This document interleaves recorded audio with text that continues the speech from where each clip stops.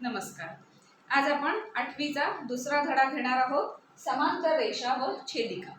आता कुठल्याही दोन रेषा जर काढल्या असतील, समजा ही एक रेष काढली आणि ही एक रेष काढली, तर दोन रेषा ह्या समांतर कधी आहेत हे कसं समजायचं? समजा ह्या दोन रेषा काढलेल्या असतील आणि त्या अशा वाढवत गेलो आपण, त्या अजून त्याची लेंथ अशी वाढवत गेली, तर ही कुठेतरी जाऊन या दुसऱ्या रेषेला छेदते, म्हणजे त्यांचा कॉमन पॉइंट किंवा समान बिंदू कुठेतरी येतो, छेदन बिंदू येतो. तर अशा पद्धतीने जर रेषा असतील तर त्याला आपण ह्या छेदतात एकमेकींना रेषा.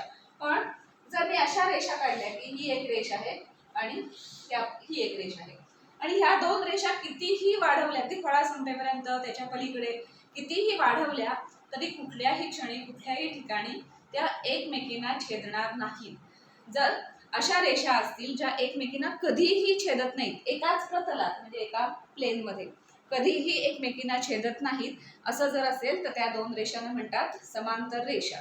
तर रेषा म्हणजे काय ते आपल्याला माहिती आहे. साधारण आपण अशा पद्धतीने नावं देतो रेषांना, एल, एम, एन, के, पी वगैरे अशा पद्धतीने. तर समांतर रेषा कधी असणार आहेत? एल आणि एम ह्या समांतर कधी असतील? जर त्या एकमेकींना कधीही छेदल्या नाहीत तर त्यांना समांतर म्हणायचं. आणि जर दोन रेषा एकमेकींना छेदल्या तर त्या समांतर होणार नाही. तर एवढंच आहे की समांतर रेषा म्हणजे काय. आता त्याच्या पुढे जाऊन आपण छेदिका म्हणजे काय ते बघणार आहोत. तर दोन समांतर रेषा काढल्या आणि त्यांना छेदून जाणारी अशी आणखीन एक रेष काढली. अशा पद्धतीने समजा छेदून जाणारी ही रेष आपण के नावाची त्याला काढलेली आहे, तर ह्या रेषेला छेदिका म्हणतात. छेदून गेली ना, म्हणून छेदिका. तर दोन समांतर रेषा आणि त्यांची छेदिका यामुळे काही कोन तयार झालेत बघा. आणि किती कोन तयार झाले तर मोजले आपण, तर हा एक कोन आहे. कारण बघा इथे आपण सगळ्याला जर नावं द्यायची म्हटली समजा, तर इथे ए, समजा इथे बी, इथे सी. कारण कोनाची आपली 3 अक्षरी नावं द्यायची सवय आहे आपल्याला. डी, इथे काहीतरी ई म्हटलं, इथे एफ म्हटलं आणि इथे जी म्हटलं. तर एकूण किती कोन तयार झालेत? दोन समांतर रेषा आणि त्यांची छेदिका ह्याने 1, 2, 3, 4 हे 4 कोन तयार झाले. शिवाय हा 5वा, 6वा, 7वा आणि 8वा असे एकूण मोजले तर एकूण 8 कोन तयार झालेले आहेत. तर दोन समांतर रेषा आणि त्यांच्या छेदिकेने 8 कोन तयार झाले. म्हणजे हा एबीसी कोन असेल किंवा बीसीई हा कोन असेल. तर ह्या सगळ्या कोनांमध्ये काही गुणधर्म आहेत का ते आता आपण ह्या धड्यामध्ये बघणार आहोत. किंवा जोडीने कुठले दोन कोन घेतले तर त्या जोडीला आपण काही विशिष्ट नाव देणार आहोत का, हे आपल्याला आता बघायचं आहे. आता त्यापैकी आपण परत एकदा समांतर रेषाने अशा आडव्या समांतर फळ्याला समांतर अशा पद्धतीने रेषा काढूया आणि त्याला व्यवस्थित नाव देऊया. आणि मग जोडीने येणाऱ्या कोनांना काही म्हणता येतं का किंवा त्याचे काही गुणधर्म आहेत का ते आपण थोडे बघणार आहोत. समजा ही एक रेषा आहे एल नावाची, ही रेषा आहे एम ह्या नावाची आणि त्याची एक छेदिका आहे के ह्या नावाची. आता आपण कोनांची नावं म्हणून नावं देऊया सगळीकडे कोनांसाठी म्हणून.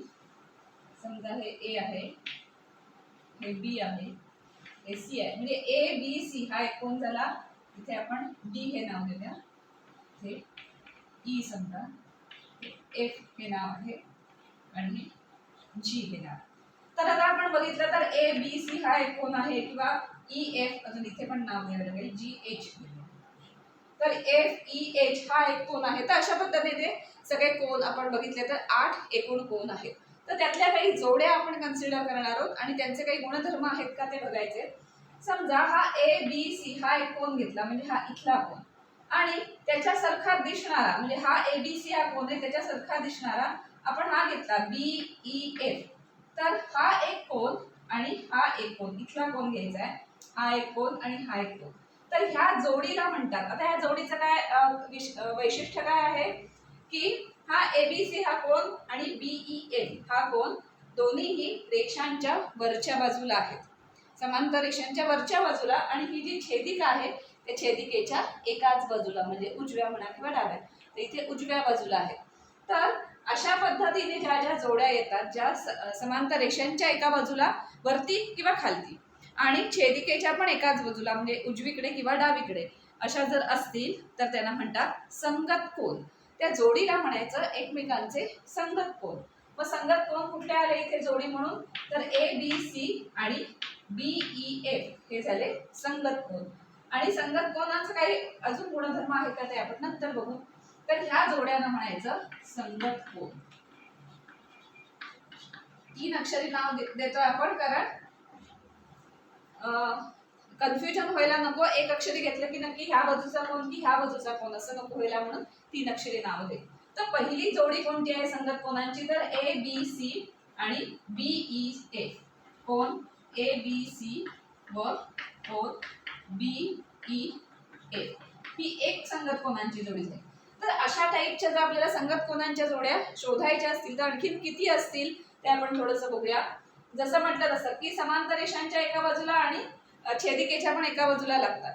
मग इथे जसं ह्या दोघींच्या वरती आणि छेदिकेच्या या बाजूला होतं, तसंच या दोन्ही रेषांच्या वरती आणि छेदिकेच्या ह्या बाजूला असणारे कोण ते कुठले संगत कोण होत आहेत का बघूया.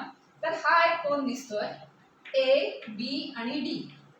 कोण ABD हा कोण दिसतोय आणि कोण BEG हा एक कोण दिसतोय. तर BEG आणि ABD हे समांतर रेषांच्या वरच्या बाजूला आणि छेदिकेच्या डाव्या बाजूला असल्यामुळे हे पण संगत कोण झाले.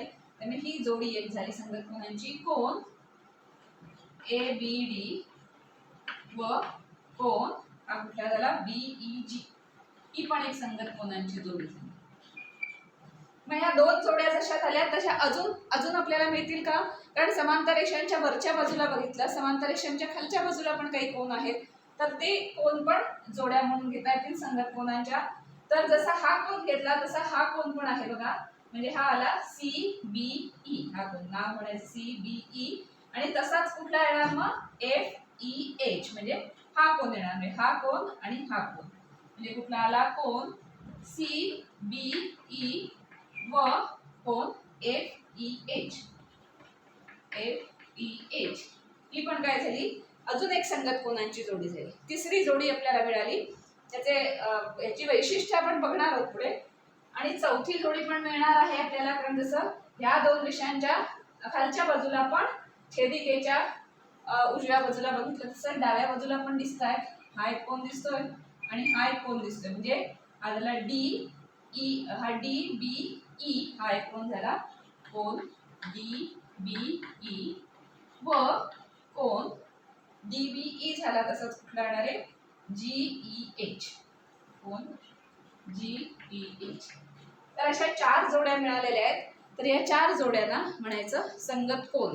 संगत कोण ची व्याख्या म्हणायचं म्हटलं तर कशी येणार आहे. संगत कोण कुठे आपण शोधायचे, तर समांतर रेषांच्या एक तर वरच्या बाजूला आणि छेदिकेच्या एका बाजूला पाहिजेत. म्हणजे डाव्या तर डाव्या, उजव्या तर उजव्या. तर अशा पद्धतीने ज्या जोड्या आहेत त्या संगत कोणांच्या जोड्या आहेत. अशा 4 जोड्या आपल्याला मिळतात. ह्यानं जसं संगत कोण म्हटलंय तसं आता आपण कसं म्हटलं की समांतर रेषांच्या एका बाजूला आणि छेदिकेच्या पण एका बाजूला, दोन्ही वेळेला एका बाजूला असं होतं. आता समजा असं आपण म्हटलं की छेदिकेच्या उलट्या बाजूंचे कोण एकत्र केले. म्हणजे समजा हा कोण घेतला मी आणि हा कोण घेतला, हा एक कोण आणि हा एक कोण. आता हे बघा, हे कोण कसे आहेत की वरच्या रेषेच्या खालच्या बाजूला, खालच्या रेषेच्या वरच्या बाजूला, म्हणजे उलट होतंय बरोबर. छेदिकेच्या एक डाव्या बाजूला आहे, छेदिकेच्या एक उजव्या बाजूला आहे. तर लक्षात ठेवा की अशा पद्धतीने जे कोण येतात, जे समांतर रेषांच्या पण विरुद्ध दिशेला आहेत एकमेकांच्या आणि छेदिकेच्याही विरुद्ध दिशेला आहेत एकमेकांच्या, त्यांना म्हणतात व्युत्क्रम कोण. त्या कोणाला म्हणायचं व्युत्क्रम कोण. आणि अशा किती जोड्या येतात व्युत्क्रम कोणांच्या त्या आपण बघूया आता. व्युत्क्रम कोण पहिली जोडी बघूया. हा एक असा विरुद्ध कोण दिसतो बघा. हा एक कोण आणि हा एक कोण, जो समांतर रेषांच्या एका रेषेच्या खालच्या बाजूला, एका रेषेच्या वरच्या बाजूला आणि छेदिकेच्या एका ह्या बाजूला आणि ह्या. कसे लक्षात ठेवायचे, तर संगत कोण म्हणजे सगळे एकाच बाजूला असतं आणि व्युत्क्रम कोण म्हणजे बरोबर विरुद्ध बाजूला असतं. तर कुठला कोण आला म्हणजे हा DBE कोण DBE व कोण हा झाला DBE आणि हा झाला BEF. कोण BEF ही झाली पहिली जोडी. अशा किती जोड्या मिळत आहेत आपल्याला व्युत्क्रम कोणांच्या ते बघू. जसं हे विरुद्ध आले तसंच अजून इथे बघितलं तर हा एक कोण घेतला आणि हा एक कोण घेतला, तर हा कोन, या दोन कोनांमध्ये काय वैशिष्ट्य दिसतंय, ते छेदिकेच्या विरुद्ध दिशेने आहेत आणि वरच्या रेषेच्या खालच्या बाजूला आणि खालच्या रेषेच्या वरच्या बाजूला, म्हणजे तेही विरुद्ध आहे. म्हणून हा कोन आणि हा कोन हे पण दोघे एकमेकांचे काय होणार आहेत, व्युत्क्रम कोन होणार आहेत. आता तो व्युत्क्रम कोन कुठला आहे, CBE आणि पुढचा आहे BEG. कोन CBE आणि BEG, CBE व कोन BEG हे झाले व्युत्क्रम कोन. आता जसे आतल्या बाजूला ह्याला म्हणतात आंतरव्युत्क्रम कोन, अजून त्याचं स्पेसिफाय म्हणजे अजून वैशिष्ट्य म्हणायचं तर त्याला आंतरव्युत्क्रम कोन म्हणतात. आता आंतर आणि बाह्य हे अगदी सोपं आहे, कारण का समांतर रेषांच्या दोनच्या आतल्या बाजूला जे असतील ते सगळं आंतर, आतल्या बाजूला म्हणून, आणि रेषांच्या बाहेरच्या बाजूला जे असणार आहे म्हणजे ह्या बाजूचे कोन, ह्या बाजूचे कोन, त्यांना आपण बाह्य म्हणणार, कारण ते बाहेरच्या बाजूला आहे. तर हे दोन आंतरव्युत्क्रम कोन झाले, कारण रेषांच्या बरोबर आतल्या बाजूला होते. आता जसे आतल्या बाजूचे कोन आहेत तसेच बाहेरच्या बाजूला पण कोन आहेत, त्यांना बाह्य व्युत्क्रम कोन. नुसतं व्युत्क्रम कोन म्हटलं तरी चालतं, स्पेसिफाय करायची गरज नाही की अंतर आहे का बाह्य आहे ते. अजून कुठली जोडी मिळेल, तर आता हा जसा कोन आहे तसा हा कोन बघितला तर हा कोन कसा आहे, छेदिकेच्या डाव्या बाजूला वरच्या रेषेच्या वरती. आता त्याच्या उलट घ्यायचंय, म्हणजे छेदिकेच्या उजव्या बाजूला आणि खालच्या रेषेच्या खालती घ्यायला लागेल, कारण वरच्या रेषेच्या वरती होतं म्हणून खालच्या रेषेच्या खालती. असं लक्षात ठेवा, व्युत्क्रम कोनच्या वेळेला उलट होतं दोन्ही वाक्यांमध्ये. छेदिकेची डावी बाजू एक कोन घेतला तर छेदिकेच्या उजव्या बाजूचा दुसरा कोन, आणि समांतर रेषेच्या वरच्या बाजूला म्हटलं तर खालच्या रेषेच्या खालच्या बाजूचा कोन घ्यायचा. म्हणजे आता पुढची जोडी कशी येणार आहे, तर हा कोन आणि हा कोन, कारण हे बरोबर उलट होतंय, वरच्या रेषेच्या वरच्या, खालच्या रेषेच्या खालच्या बाजूला. छेदिकेच्या इकडे हा डाव्या बाजूचा आहे, छेदिकेच्या हा उजव्या बाजूचा आहे. अशा पद्धतीने लक्षात ठेवा. तर ABD हा कोन झाला तो कोन ABD व कोन हा इथला कोन आणि हा एकमेकांचे व्युत्क्रम कोन आहेत, FEH. अजून तशीच चौथी मिळेल, कारण हा आणि हा झाला तसंच हा आणि हा पण होणार आहे, म्हणजेच ABC कोन ABC व कोन GEH. यांना पण का व्युत्क्रम कोन म्हणायचं, कारण तसंच होतंय बघा, छेदिकेच्या हा उजव्या बाजूला आहे, छेदिकेच्या हा डाव्या बाजूला आहे, समांतर रेषेच्या हा वरच्या रेषेच्या वरच्या बाजूला आहे, खालच्या रेषेच्या खालच्या बाजूला आहे, बरोबर उलट उलट. त्यामुळे हे दोन एकमेकांचे व्युत्क्रम कोन होतात. तर या चार संगत कोनांच्या जोड्या मिळतात, चार व्युत्क्रम कोनांच्या जोड्या मिळतात. कशामुळे, दोन समांतर रेषांना एका छेदिकेने छेदल्यामुळे तयार झालेल्या या जोड्या आहेत. मग जसं हे व्युत्क्रम आणि संगत कोन झाले, तशाच कुठल्या आणखीन जोड्या आपल्याला आणता येणार आहेत का ते आपण बघणार आहोत. तर फक्त आतल्या बाजूच्या जोड्यांना काहीतरी नाव आहे, आतल्या बाजूच्या म्हणून त्यांना म्हणतात आंतरकोन, कारण रेषांच्या आतल्या बाजूला आहे. आता आंतरकोन म्हणजे काय, तर ही एक जोडी आहे, हा एक कोन आणि हा एक कोन. याचं वैशिष्ट्य काय आहे की समांतर रेषांच्या आतल्या बाजूला आहेत आणि छेदिकेच्या एकाच बाजूला आहेत. लक्षात ठेवा, उलट सुलट नाहीये, छेदिकेच्या एकाच बाजूला, म्हणजे एकतर डाव्या बाजूला किंवा एकतर उजव्या बाजूला. तर हे जे कोन आहेत त्या कोनांच्या जोडीला म्हणायचं आंतरकोन. आपण आंतरकोन. आता आंतरकोनांच्या किती जोड्या आहेत बघू आपण. पहिली जोडी, हा एक कोन आणि हा एक कोन, अंतर म्हणजे आत असले पाहिजेत आणि छेदिकेच्या एकाच बाजूला असले पाहिजेत. त्यामुळे हे दोन, त्याची जोडी CBE कोन CBE व कोन BEF ही एक जोडी झाली. दुसरी काय वैशिष्ट्य काय आहे की रेषांच्या आतल्या बाजूला असले पाहिजे आणि छेदिकेच्या एकाच बाजूला असले पाहिजे. मग रेषांच्या आतल्या बाजूला म्हणजे हा एक कोन आणि हा एक कोन पण दिसत आहेत आणि त्या छेदिकेच्या एकाच बाजूला आहेत का, तर आहेत. त्यामुळे हे दोन कोन पण एकमेकांचे आंतरकोन होणार आहेत. तर ते काय आहेत, DBE कोन DBE व कोन BEG. आता दोन आंतरकोनांच्या जोड्या मिळाल्या, अजून काही आंतरकोन होतील का, कारण आता आपल्या इथे चारच कोन होते जे समांतर रेषांच्या आतल्या भागात होते, त्यातले 4 कोनांच्या 2च जोड्या होऊ शकतात, अजून काही मिळणार नाही. तर हा कोन घेता येणार नाही, कारण रेषेच्या बाहेरच्या भागात जातो, त्याला आंतरकोन म्हणता येणार नाही. त्यामुळे आंतरकोनांच्या 2च जोड्या मिळतात. कुठल्या? आतल्या बाजूला पण एक जोडी ह्या बाजूला असते आणि एक जोडी ह्या बाजूला असते. या झाल्या आंतरकोनांच्या जोड्या. संगत कोनाचं काय वैशिष्ट्य आहे की समांतर रेषांच्या, समजा हा कोन घेतला तर वरच्या रेषेच्या वरच्या बाजूस आहे, तर हा कोन पण वरच्या रेषेच्या खालच्या रेषेच्या वरच्याच बाजूस लागतो, सेम साईडला, आणि छेदिकेच्या पण एकाच बाजूला लागतो. तर त्यांना म्हणायचं संगत कोनांची जोडी. म्हणून संगत कोन कोणते कोणते झाले जोडीला? हा एक आणि ही एक जोडी झाली. त्याच्यानंतर ही आणि ही दुसरी जोडी झाली. त्याच्यानंतर ही आणि ही तिसरी जोडी झाली, आणि ही आणि ही चौथी जोडी झाली. कारण ते सेम सारखं लागतं. आणि व्युत्क्रम कोन कसे काढले आपण? तर बरोबर सगळं उलटं पाहिजे, म्हणजे रेषेच्या एका बाजूला असेल तर पलीकडचा दुसऱ्या बाजूला असला पाहिजे. म्हणून आपण कसं केलं की हा रेषेच्या खालच्या बाजूला आहे, तर हा रेषेच्या वरच्या आणि छेदिकेच्या उजव्या बाजूला, म्हणून हे दोन एकमेकांचे व्युत्क्रम झाले. किंवा हे दोन एकमेकांचे व्युत्क्रम करून का म्हटलं आपण?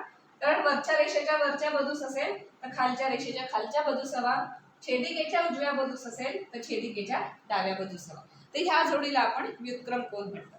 तर लक्षात ठेवा की संगत कोनांच्या जोड्या कशा काढायच्या? व्युत्क्रम. आणि आंतरकोनांच्या जोड्या म्हणजे काय आहेत ते, कोणत्या कोनांच्या जोड्यांना काय म्हणायचं हे नीट लक्षात घ्या किंवा लक्षात ठेवा, कारण त्याच्यानंतर याचे गुणधर्म काय सोपे आहेत, काय आहेत ते.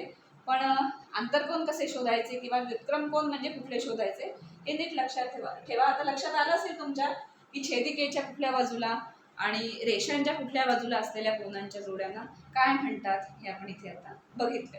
याच्या पुढे जाऊन त्याच्यात काही समानता आहे का किंवा काही अजून काही वेगळेपण आहे का हे आपण नंतर बघू.